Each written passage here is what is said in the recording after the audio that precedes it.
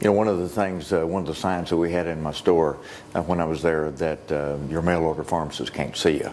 And that's one of the things I think so important for the local community pharmacy. When a Medicaid recipient comes in that door, I know their name, I know their disease state, and I've been there to help.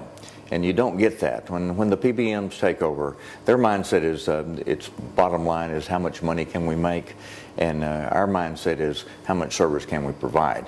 And I think that's a very, very important difference that we have within small community pharmacies and our small chains over the PBMs and the other managed care. Right now, the state of Texas, their vendor drug program is probably one of the best managed programs in the United States, and they do it for about 1% of the cost, which is outstanding.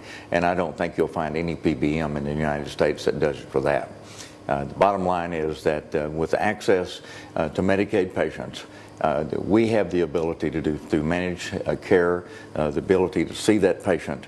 We have the ability to make it better for them and save the state of Texas money.